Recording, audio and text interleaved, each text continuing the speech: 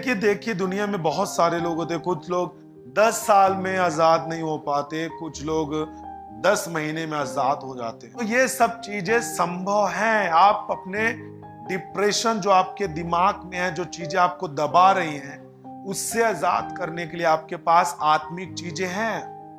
शरीर की लालसा किसी रीत से पूरी ना करोगे, आत्मा के अनुसार चलोगे तो ये कंफर्म है, बाइबल बता रही कंफर्म है और ये पूरी तरीके से संभव है।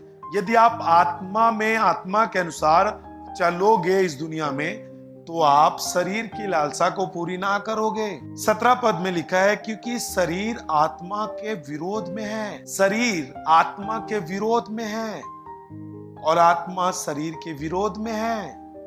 अब आप बीच में हैं, आपको चुनाव करना है कि आप किसके विरोध में खड़े होना चाहते हैं और आप किसके पक्ष में खड़े होना चाहते हैं। और ये एक दूसरे के विरोधी हैं, इसलिए तुम जो करना चाहते हो तुम ना करने पाओ। और यदि तुम आत्मा के चलाए चलते हो तो व्यवस्था के अधीन नहीं।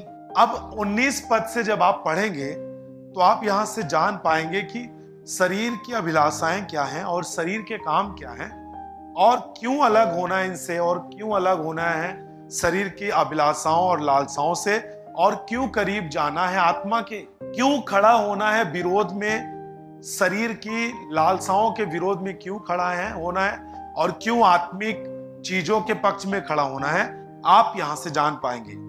और जब मैं पढ़ रहा हूं आपके सामने 19 पद, तो यहां पर साफ जाहिर होता है शरीर के काम तो प्रकट हैं। कोई नहीं कह सकता कि मुझे नहीं मालूम कि ये चीजें क्या है, मैं इससे अनजान हूं। आप दुनिया में हैं, दुनिया की बातें आप जानते हैं और खास तौर से ये कोई अलग नहीं है, परंतु ये आपके जीवन से घटित होती हैं। आप इस दुनिया में हैं तो परमेश्वर ने जब आपको बनाया तो आपका जो शरीर आया वो धरती से है और ये मिट्टी से है, और एक चीज जो आपके अंदर डाली गई है वो आत्मा जो स्वर्ग से है। और जब आप यहां पर 19 पद में पढ़ रहे हैं, शरीर के काम तो प्रकट हैं, अर्थात व्यभिचार, फोकस करेंगे आप, व्यभिचार, गंदे काम, लुचपन, मूर्ति पूजा, टोना, बैर, झगड़ा, ईर्ष्या, क्रोध, विरोध, फूट, विधर्म, डाह,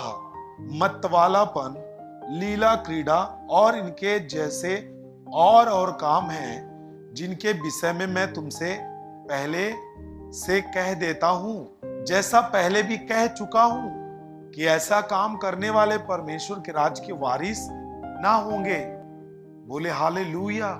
ऐसा कोई भी मसीही व्यक्ति नहीं है जो कहे कि मुझे स्वर्ग राज्य का वारिस नहीं होना है, मुझे केवल इस दुनिया में अच्छे व्यक्ति बन के जीना है, इसलिए मैं मसीह में हूं। तो वो बिल्कुल गलत उसका डिसीजन है। आप ये समझ के रखें प्रियजन, जब आप अपने परमेश्वर के स्वर्ग राज्य के वारिस होने के योग्य आप ठहरने के लिए तैयार होते हैं, तो वो चीजें आपको स्वर्ग से इस धरती पर भी प्राप्त होती हैं। आपकी आशीषें, आपका अद्भुत जीवन, आपका अलौकिक जीवन, आपसे पाप से दूर रहने वाला जीवन, मसीह के पास रहने वाला जीवन, शारीरिक अभिलाषाओं को पूरा ना करने वाला जीवन, परंतु आत्मा के अनुसार चलने वाला जीवन। देखिए, जो शरीर के काम है, आपको दिन भर टाइम दिया जाता है। आपके पास दिन में 24 घंटे होते हैं, एक दिन में 24 घंटे होते हैं। आप जिन चीजों को अपने जीवन में ताकत देते हैं, वही आपके जीवन में ताकत पाती है। यदि आप किसी भी, है ना, आपको जैसे मालूम हो कि मान लीजिए आप हरी सब्जी आप ज्यादा खाएं तो आपको विटामिन सी ज्यादा होगा, और आप किसी और चीजों को छोड़ें तो वो विटामिन आपको कम मिलेगी और आप उन चीजों में कम होंगे। तो आपके पास जो भी चीजें आप अपने जीवन में ग्रहण करते हैं, वो चीजें आप में बल पाती जाती हैं, और वही चीजें जब आप चलते हैं तो आप में से प्रकट होती हैं। वही चीजें जब आप बोलते हैं तो आपकी जुबान से प्रकट होती हैं। वही चीजें जब आप देखते हैं तो आपकी आंखों से प्रकट होती हैं। वही चीजें जब आप करते हैं तो आपके हाथों के द्वारा आपकी आपके आपकी देह के अंगों के द्वारा प्रकट होती हैं।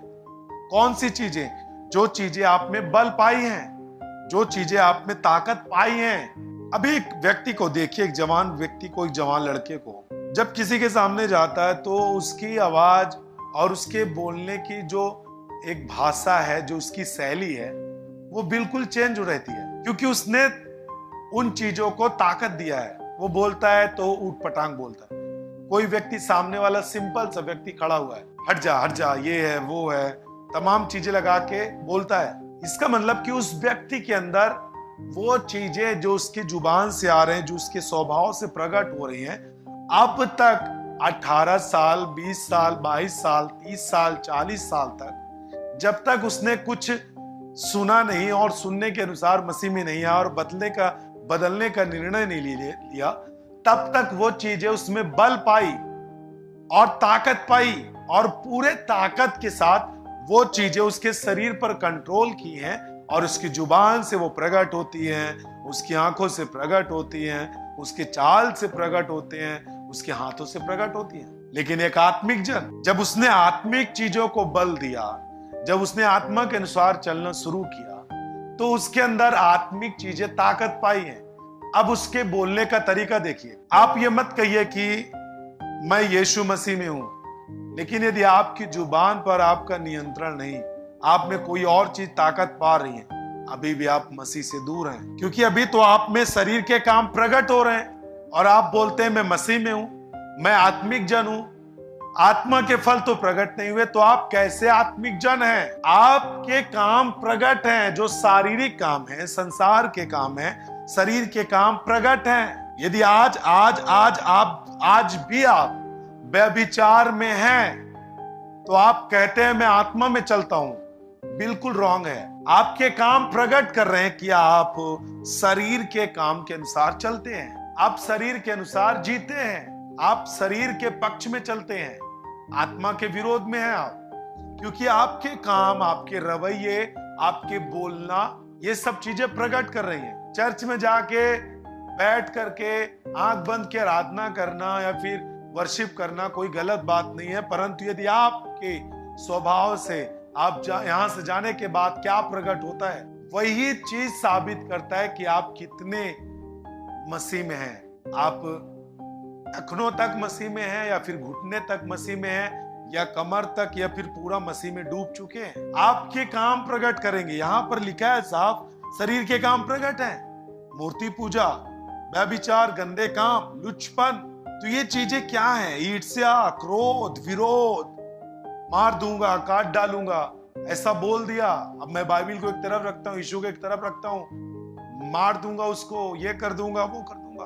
कौन है मुझे वो बोल सकता है ऐसी बातें? मेरे पास इतना बड़ा ग्रुप है। ये शरीर के काम प्रकट हो रहे हैं। सो आप आत्मा में नहीं हैं। आप, मैं जानता हूं आप यीशु को जानते हैं, चर्च आप आते हैं, लेकिन आपके जीवन से जो काम प्रकट हो रहे हैं वो आत्मा के नहीं है, और ऐसे काम करने वाले परमेश्वर के राज्य के वारिस नहीं होंगे। आत्मा के फल पढ़ेंगे हम 22 पद में, 5 का 22। आत्मा का फल, पर आत्मा का फल प्रेम, आनंद, शांति, धीरज, कृपा, भलाई, विश्वास, नम्रता और संयम है। ये चीजें प्रकट हैं। आत्मा में आप चल रहे हैं। हम गाली नहीं देते, इससे प्रकट हो रहा है कि मैं आत्मा में चल रहा हूं, मैं शांति से रहता हूं। कोई भी बातें सुनने के बाद मुझे घबराहट नहीं होती, मैं शांति से सोचता हूं मुझे क्या करना है।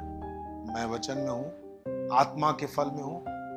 कोई भी चीजें आ जाएं, कोई भी चीजें लोग बोले, कितना भी लोग विरोध करें, मैं आनंदित रहता हूं, आप आनंदित रहते हैं। इसका मतलब यह है कि आप आत्मा में हैं। कितना भी लोग आपके बारे में विरोध बोले, लेकिन आप प्रेम करते हैं, आप प्रेम करते हैं, आप अपने जीवन का स्वभाव प्रकट करते हैं। सामने वाला अपने जीवन का प्रभाव और स्वभाव प्रकट करता है।